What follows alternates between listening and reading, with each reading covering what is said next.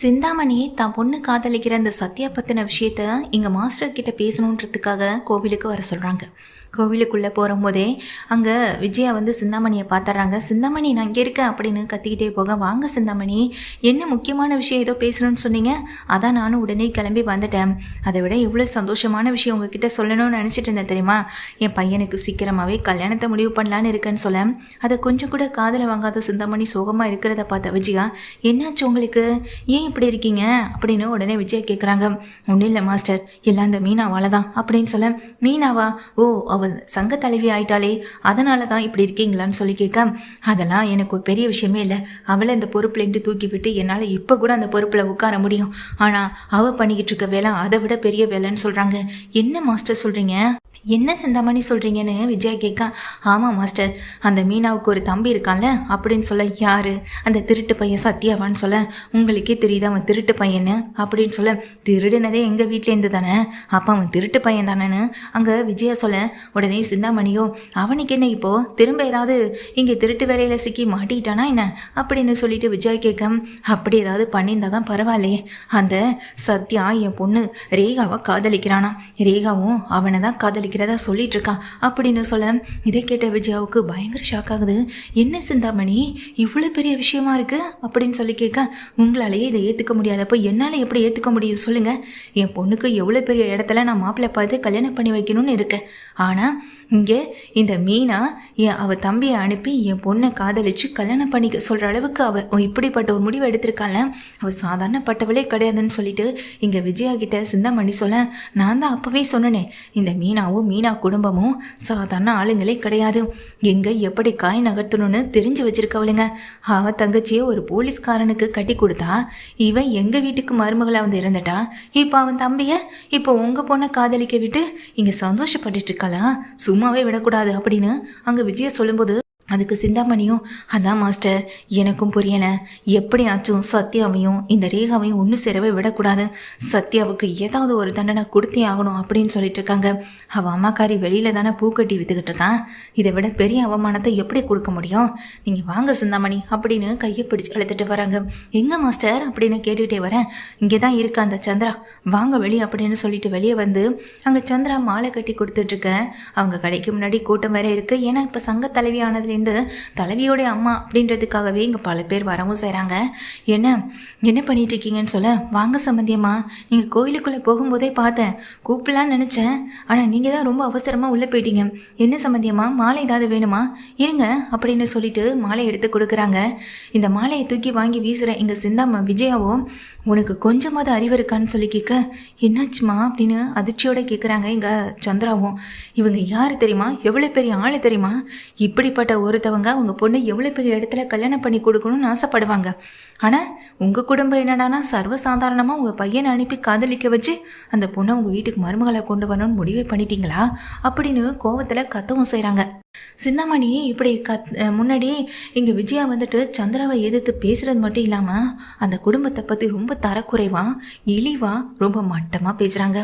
உன் பொண்ணு என்னடானா உன் புருஷன் இறந்ததுக்காக என் வீட்டுக்கு வாழ வந்தா, உன் ரெண்டாவது பொண்ணு உனக்கே தெரியாமல் காதலிச்சு கல்யாணமும் பண்ணிக்கிட்டா, இப்போ உன் பையன் சத்யா எல்லாம் உங்கள் குடும்பத்தோட பிளான் தான் நானும் நினச்சிட்ருக்கேன், எவ்வளோ பெரிய குடும்பத்து பொண்ணை இப்படி மடக்கி கல்யாணம் பண்ணிக்கலான்னு ஆசைப்பட்றான். ஆமாம், நீங்கள் இருக்க இந்த குடும்பத்தோட வாழ்க்கை முறைக்கு உங்களுக்கு இவ்வளோ பெரிய குடும்பம் வந்துட்டு ரொம்ப அவசியமாக தேவைப்படுதா என்ன, அவ்வளோ பெரிய ஆசையெல்லாம் உங்களுக்கு இருக்கக்கூடாது, உங்கள் தகுதிக்கு மீறின ஆசையை நீங்கள் வளர்த்துக்கவும் கூடாது, உங்கள் தகுதி என்னவோ அதோட மட்டுமே தான் நீங்கள் இருந்துக்கணும்.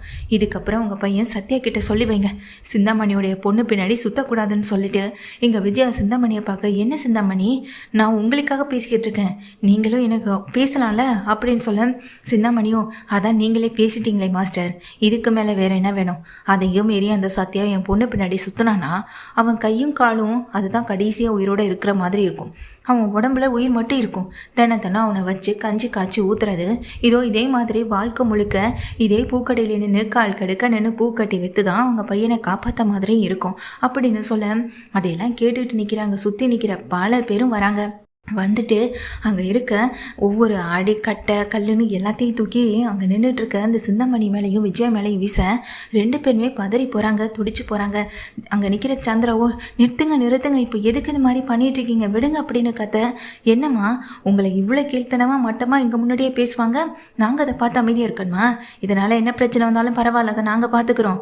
அதுக்காக உங்களை இப்படி பேச விட்டுட்டு நாங்கள் பார்த்துட்டு இருந்தோம்னா அதுதான் நாங்கள் செய்கிற மிகப்பெரிய தவறே அப்படின்னு சொல்லிட்டு அங்கே நிற்கிற லேடிஸ் எல்லாருமே வந்துட்டு இந்த சிந்தாமணியையும் விஜயாவையும் போட்டு அடின்னு அடிக்கவும் செய்கிறாங்க.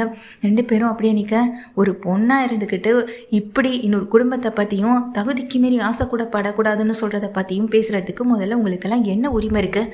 தகுதி தராதரம் இதை பற்றி பேசுகிறதுக்கு யாருக்கும் எந்த விதமான ரைட்ஸும் கிடையாது அப்படின்னு சொல்லிட்டு இங்கே பேசவும் செய்கிறாங்க. இதை கேட்டோடனே விஜயாவுக்கும் சிந்தாமணிக்கும் பயங்கர அதிர்ச்சி ஆகுது. உங்கள் யாரையும் சும்மா விடமாட்டேனா, என்ன ஆள் வச்சு அடித்து மிரட்டுறீங்களா அப்படின்னு சொல்ல, கொஞ்ச நேரத்துக்கு முன்னாடி அவங்க பையனை ஆள் வச்சு அடிப்பேன், கையை காலை உடைப்பேன், நான் கடைசி வரைக்கும் கஞ்சி ஊற்றணும்னு சொன்னேன்.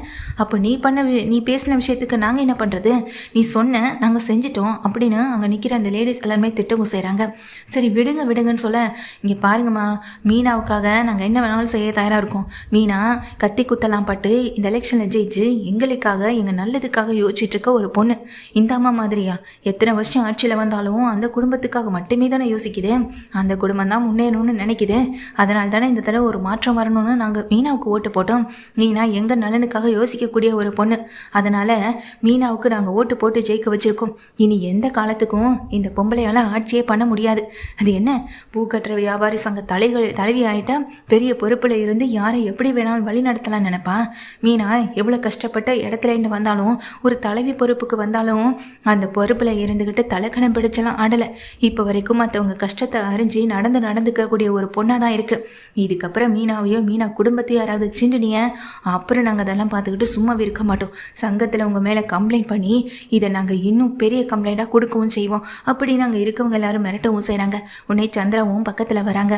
இது வரைக்கும் என் பையன் உங்கள் பொண்ணு ரேகாவை தான் காதலிக்கிறான்ற விஷயம் எனக்கு தெரியவே தெரியாது. நீங்கள் சொன்னதுக்கு பிறகு தான் இந்த விஷயத்தையும் நான் தெரிஞ்சுக்கிட்டேன். ஆனால் நீங்கள் சொன்ன ஒரு வார்த்தைக்காக நான் அந்த விஷயத்த சொல்கிறேன். என் பையன் உங்கள் பொண்ணு ரேகாவை தான் கல்யாணமும் பண்ணிப்பான்.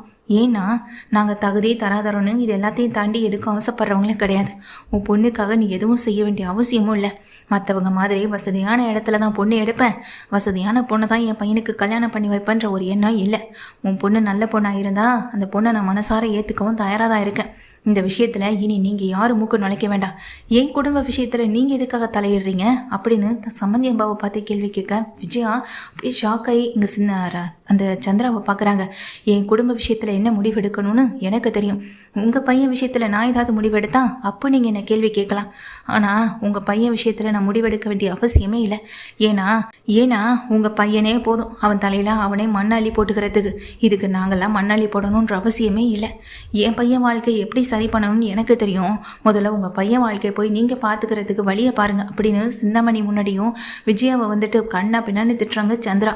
அதெல்லாம் கேட்டுட்ருக்க சிந்தாமணிக்கும் அவமானமாக இருக்குது, சந்திராவுக்கும் விஜயாவுக்கும் அவமானமாக இருக்குது. விஜயா சிந்தாமணி 2 பேருமே ஓட அங்கே இருக்கவங்க எல்லாரும் விரட்டி அடிக்க அவங்க 2 பேருமே கிளம்பி ஓடவும் செஞ்சிடறாங்க. சந்திராவை பார்த்துட்டு, இனிமேல் எந்த பிரச்சனையாக இருந்தாலும் சொல்லுங்கம்மா, நாங்கள் பார்த்துக்குறோன்னு சொல்ல, இல்லை எந்த பிரச்சனையும் இல்லை, நீங்கள் உங்கள் வேலையை பாருங்கள், நான் பார்த்துக்கிறேன்னு சந்திரா போய் நிற்கிறாங்க. யோசனையோடய நின்றுட்டு பூ கட்டிகிட்டே இருக்காங்க. இனி எதிர்த்து பேசினா தான் நாமளும் உலகத்தில் வாழ முடியும். அவங்க நம்மளை திட்டுறாங்க, நாம் அவங்களுக்கு கீழே அடிமையாக இருக்கணும்னு நினச்சோன்னா இந்த உலகத்தில் நம்ம வாழவே முடியாது அப்படின்ற ஒரு உண்மையை புரிஞ்சுக்கிட்டு சந்திரா அங்கே ரொம்ப தைரியமான தன்னம்பிக்கையாக மாறி நின்றுட்டு இருக்காங்க. ஆனால் இங்கே ஓடுன சிந்தாமணியும் விஜயாவும் ரொம்ப அடிபட்டு மூஞ்செல்லாம் வீங்கி ரொம்ப ஒரு யோசனையோட ரொம்ப ஒரு அவமானத்தோடு இருக்கவும் செய்கிறாங்க.